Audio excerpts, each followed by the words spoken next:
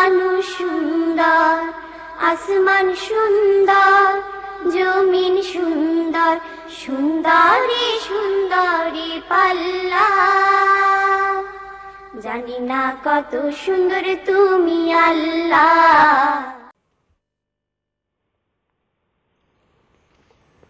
আসসালামু আলাইকুম ওয়া রাহমাতুল্লাহি ওয়া বারাকাতুহু। প্রিয় ভাই বোনেরা, দীর্ঘ দিন পেরিয়ে আমরা আবারও আমাদের প্রিয় অনুষ্ঠান জীবন জিজ্ঞাসায় হাজির হতে পেরেছি। এই জন্য মহামনিবের দরবারে মস্তক অবনত চিত্তে শুকরিয়া আদায় করছি, পড়ছি শুকরিয়ার মহান তসবিহ আলহামদুলিল্লাহ। আশা করছি আপনারা সবাই সুস্থ আছেন, সুন্দর আছেন এবং যথারীতি ঈমান চর্চারত আছেন। প্রিয় ভাই বোনেরা, চলে আছে আমাদের প্রিয় শেখের কাছে, জেনে নিচ্ছি ওনার কুশলাদি। আসসালামু আলাইকুম। ওয়ালাইকুম আসসালাম ওয়া রাহমাতুল্লাহি ওয়া বারাকাতুহু। আলহামদুলিল্লাহ, মহান রব্বুল আলামিনের শুকরিয়া আদায় করছি। আজকেও আমাদেরকে আজকের এই সন্ধ্যায় একত্রিত হওয়ার সুযোগ দান করেছেন। মহান রব্বুল আলামিন যেন আমাদের মুখ দিয়ে ভালো কথাগুলো বের করেন এবং সেগুলো অনুযায়ী নিজেদের জীবনকে আলোকিত করার জন্য তৌফিক দান করেন। আমিন সুম্মা আমিন। সো অনেকগুলো ঘটনা তো প্রতি সপ্তাহে বা প্রতিদিন প্রতিনিয়ত ঘটছে। রিসেন্টলি যে জিনিসটা আমরা জেনেছি, নিউজিল্যান্ডে যে ন্যাচারাল ডিজাস্টার যেটা এবং পরবর্তীতে সুনামি হওয়ার যে সম্ভাবনা, এর মাধ্যমে আল্লাহ আমাদেরকে পরীক্ষা করেন নিশ্চয়ই, আমরা সেটা বুঝতে পারছি। আমরা শেখের কাছ থেকে এই বিষয় শুনবো এবং তার আগে একটি কল নিয়ে নিচ্ছি। আসসালামু আলাইকুম। আসসালামু আলাইকুম। আছেন কলার আমাদের সাথে? হ্যালো, আসসালামু আলাইকুম। আপনি টেলিভিশন ফলো না করে আমাদেরকে সরাসরি কথা বলেন ইনশাআল্লাহ। আমি শেখের কাছে জানতে চাচ্ছি, আমি কানে শুনতে পাচ্ছি, এখানে মনে হয় স্টুডিওতে আমাদেরকে অন করতে হবে। এনিওয়ে, আমরা শেখের কাছ থেকে এই যে ন্যাচারাল ডিজাস্টার গুলো আমাদেরকে আসলে কি স্মরণ করিয়ে দেয়? হ্যালো, এটা হচ্ছে আল্লাহর পক্ষ থেকে রিমাইন্ডার। আল্লাহ রাব্বুল আলামিন চান যে আমাদের আমি ভুলে ওনার যাওয়াটা হচ্ছে আমাদের কাছ স্বভাব। থেকে জানতে চাচ্ছি, আমরা ইনসান শব্দের অর্থ হলো ভুলে যাওয়া। তো আল্লাহ তাআলা বিভিন্ন মাধ্যমে আমাদেরকে আল্লাহ তাআলা স্মরণ করেন এবং আল্লাহ নবীকে আল্লাহ তাআলা বলেছেন ফাযাক্কির, আপনি স্মরণ করিয়ে দেন। যেমন এই যে আমরা দেখতে পেলাম কিছুদিন আগে ইটালিতে একটা ভূমিকম্প হলো এবং তা এরপরেই আজকের সংবাদে নিউজিল্যান্ডের মধ্যে ভূমিকম্প এবং ভয়াবহ অবস্থা সৃষ্টি হলো। এগুলো সব কিছু কিন্তু প্রাকৃতিকভাবে আমাদের জন্য রিমাইন্ডার। আল্লাহ তাআলা বারবার কোরআনে কারীমের মধ্যে ভূমিকম্প সম্পর্কে বলেছেন এবং এই ছোট ছোট জায়গায় বিভিন্ন ভূখণ্ডতে ভূমিকম্প দেওয়ার মাধ্যমে আল্লাহ তাআলা এটাই আমাদেরকে দেখান যে হোল ইউনিভার্স অথবা পুরো পৃথিবীকে আল্লাহ তাআলা কম্পন করানোর ক্ষমতা তার আছে। ছোট ছোট জায়গায়, বিভিন্ন জায়গায় আল্লাহ তাআলা সেটা করেন। ইযা যুলজিলাতিল আরদু জিলজালাহা ওয়া আখরাজাতিল আরদু আথকালাহা ওয়া ক্বালাল ইনসানু মা লাহা। আমরা দেখি যে আল্লাহ তাআলা বলেন পৃথিবী পুরোটাই কাঁপবে। তো আল্লাহ যে কাঁপাতে পারেন, এটা যদি কোনো জায়গায় নমুনা না হতো তাহলে আমরা মনে না এটা হচ্ছে একটা কল্পকাহিনী, কিন্তু আল্লাহ তাআলা বিভিন্ন জায়গায় দেখান যে কিভাবে পৃথিবী নড়ে। এবং সূরা হজ আল্লাহ এভাবে শুরু করছে, ইন্না যালযালাতা সাআতি শাইউন আযীম, কিয়ামত শুরু হবে ভূকম্পনের মাধ্যমে এবং সেটা হবে বিশাল ভয়াবহ ব্যাপার। তো এই জন্য আমরা আমাদেরকে সতর্ক করতে পারি এইভাবে যে এই ভূমিকম্প আমরা যেখানে আছি সেখানে হতে পারত। এবং আমি দেখেছি, আমি কয়েক মাস আগে বাংলাদেশে ছিলাম, সিলেটে। তখন ঠিক এশার আজান হবে বা হচ্ছে এই সময়ে হঠাৎ করে দেখা গেল পায়ের নিচে খুব কাঁপছে।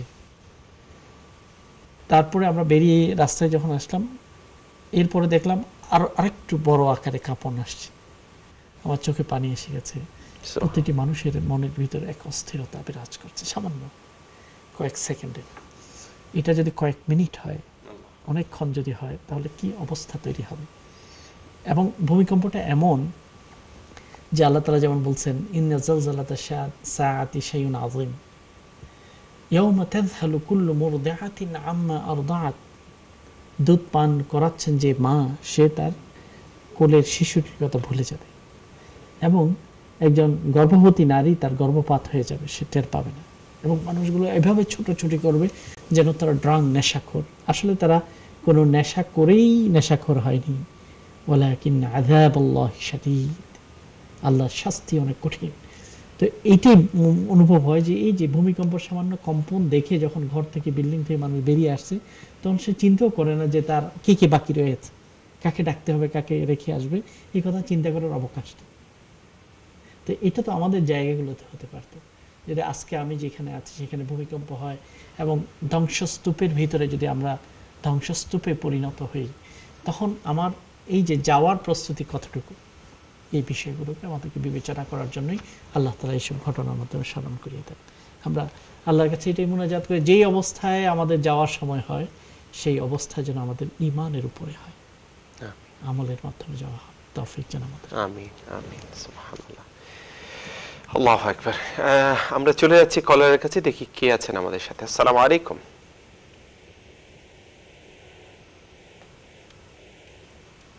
আসসালামু আলাইকুম, কলার কি আছেন আমাদের সাথে? আসসালামু আলাইকুম। জি, আপনার প্রশ্ন বলবেন। আমি প্রশ্ন করতে চাচ্ছিলাম যে হ্যালো, হ্যাঁ বলেন, আমরা শুনতে পাচ্ছি। কেমন করে মানুষ এই ধরনের প্রেসিডেন্ট এবং প্রধানমন্ত্রী কি ক্ষমতা আসবে? কি রকম, কি বলছেন আর একটু সুস্পষ্ট করে বললে ভালো হয়। এই যে ধরেন ডোনাল্ড ট্রাম্প আসছে, যে একটু বিক্ষত একটা ক্যারেক্টার, এই ধরনের কি কেমতের আগে আসবে? ঠিক আছে। আর কোনো প্রশ্ন আছে কোন আপনার? জি না, এটাই আমার প্রশ্ন। জাযাকুমুল্লাহ, সে ক্লিয়ার প্রশ্নটি? ঠিক আছে। বোন এটাই জানতে যাচ্ছেন যে ইউএসএ গত সপ্তাহে জি যে ভয়াবহ ভূমিকম্প হয়েছে। ভালো বলেছেন। নিউজিল্যান্ডে তো ভূমিকম্প হয়েছেই, তবে ইউএস এর নির্বাচনী ভূমিকম্প সারা পৃথিবীকে কম্পিত করেছে।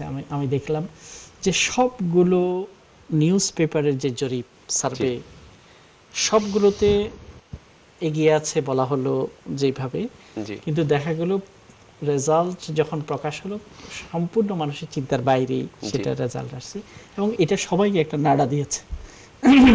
আসলে যেটা একটা ভূমিকম্প হয়েছে সেটা আমরা দেখতে পাই যে অভূতপূর্বভাবে ইউএস জুড়ে যেই সহিংসতা চলছে, যেটা স্বভাবত গণতান্ত্রিক কোনো দেশে নির্বাচন হওয়ার পরে সেটা হয় না, কিন্তু সেটা হচ্ছে। যাই হোক, বোন জানতে যাচ্ছে এই ভূমিকম্প এটা কি প্রমাণ করে রাজনৈতিক বা ভূমিকম্প, পৃথিবীর পট পরিবর্তন, এটা কি কিয়ামতের কোনো সাইন কিনা? অবশ্যই কিয়ামতের কিছু যে নিদর্শন আমরা হাদিসে জিবরীলের মাধ্যমে পাই, সেখানের মতো অনেক রকম নিদর্শনগুলো আছে। যেই বিষয়গুলো বলা হচ্ছে, যেহেতু আমরা অন এয়ারে এবং সবকিছু হয়তো পলিটিক্যাল শো না এটা, এই জন্য আমরা সব কথা বলবো না, তবে এটাই বলতে পারি যে হ্যাঁ, এরকম সাইন আছে। এরকম সাইন এই অর্থে আছে যে এমন মানুষরা ক্ষমতায় কিংবা দায়িত্বে আসবে, বড় বড় দায়িত্বে আসবে, যারা এক সময় বা যাদের চারিত্রিক অবস্থা ছিল খুবই শোচনীয়। আমরা সংক্ষেপেই ইঙ্গিতমূলকভাবে বলছি।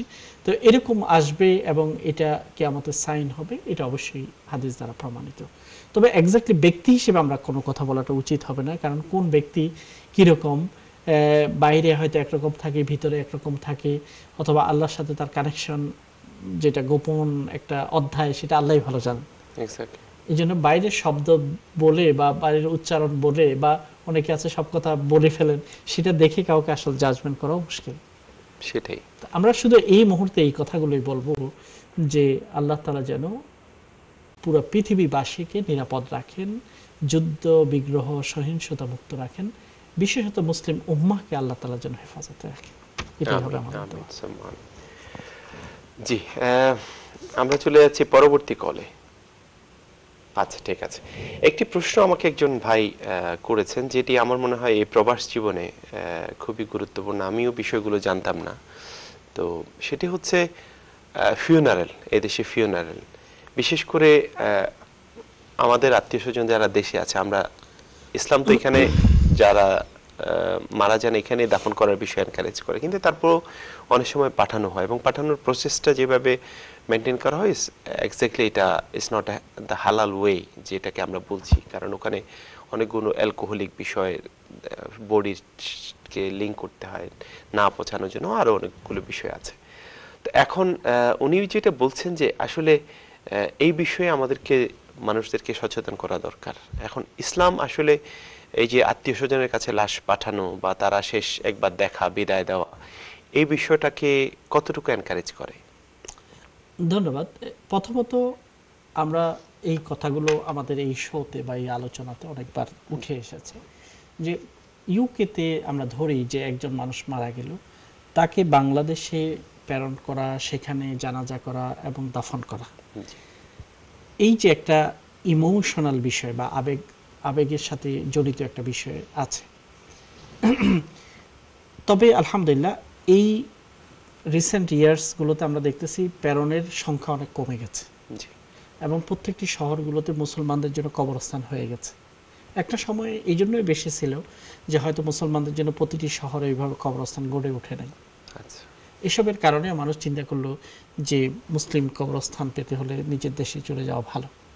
এইসব কিছু কারণ আছে, প্রেক্ষাপট আছে। তবে এখন আলহামদুলিল্লাহ যেহেতু প্রত্যেকটা শহরে প্রায় মুসলমানদের জন্য পৃথক কবরের ভূখণ্ড পাওয়া যায়, কবরস্থান গড়ে উঠেছে, এই জন্য এখন আর একটা প্রয়োজন নেই।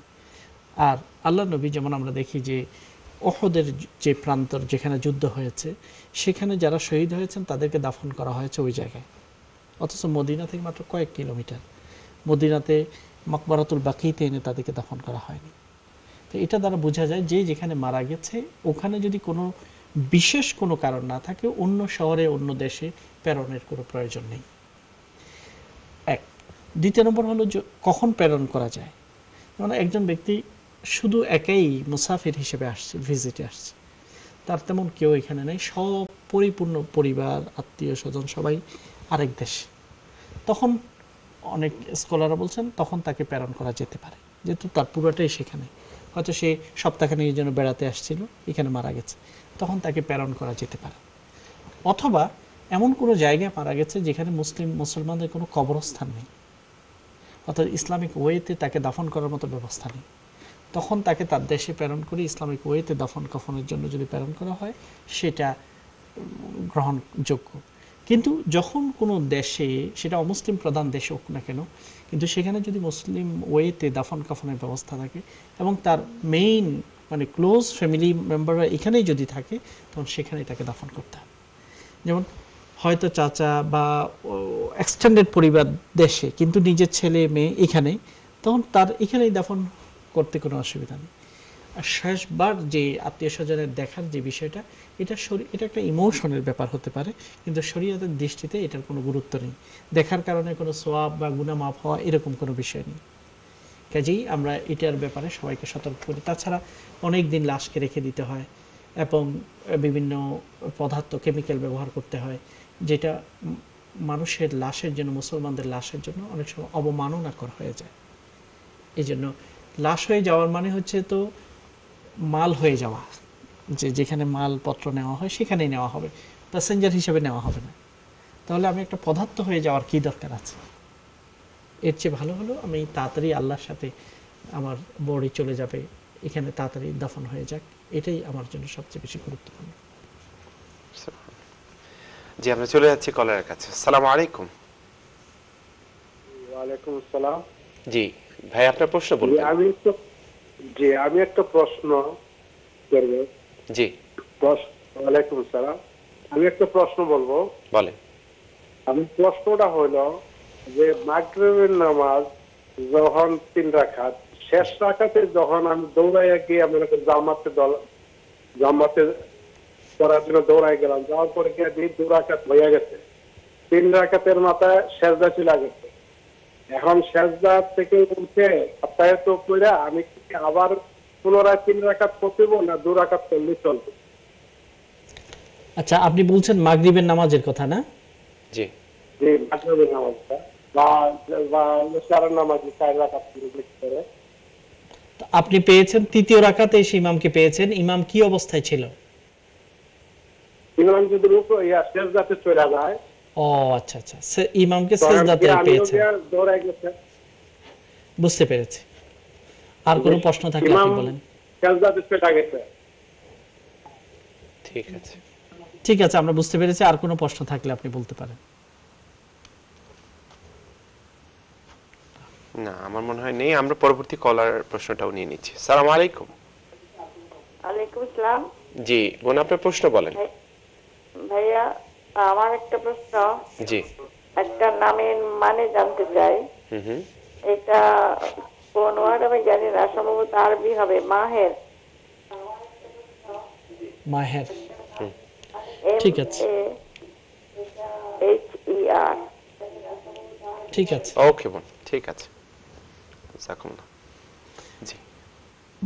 প্রথম যে প্রশ্নটি আমরা পেলাম, যে ভাই প্রশ্ন করেছেন, তিনি জানতে চান 4 রাকাতের আসরের নামাজ, তিনি তৃতীয় রাকাতে এসে দেখেন ইমাম সেজদায় চলে গেছে এবং তিনি দৌড়ে এসে সেজদায় জয়েন করলেন।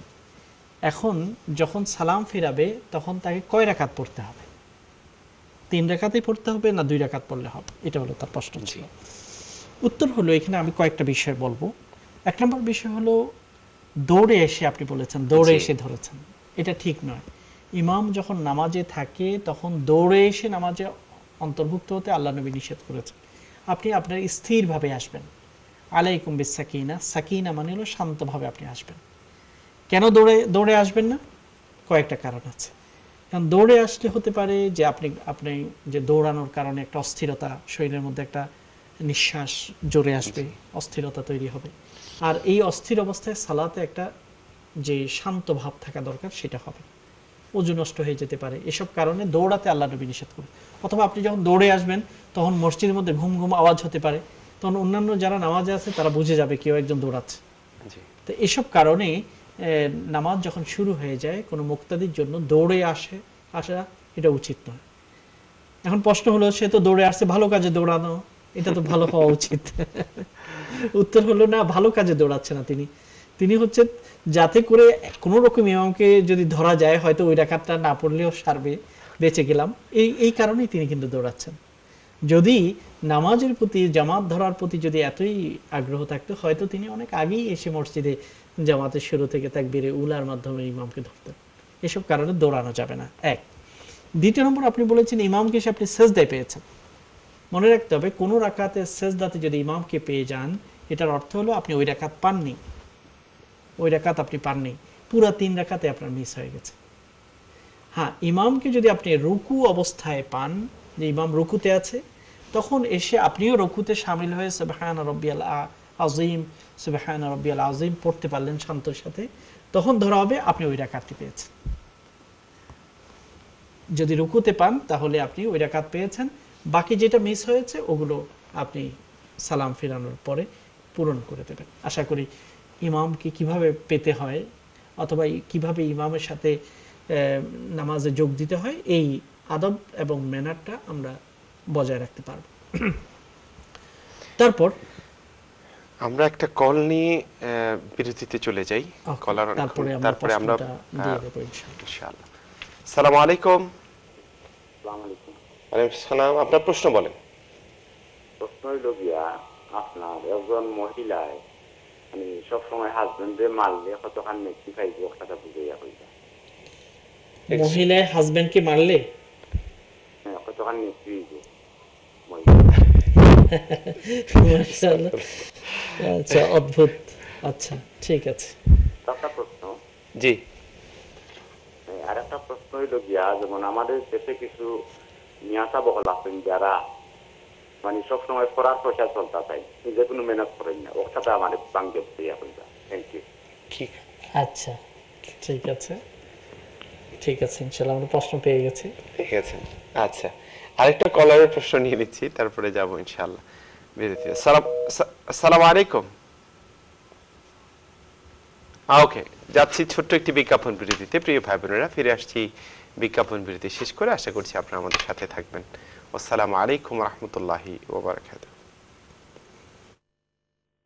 আসমান সুন্দর, জমিন সুন্দর, সুন্দরী সুন্দরী পাল্লা,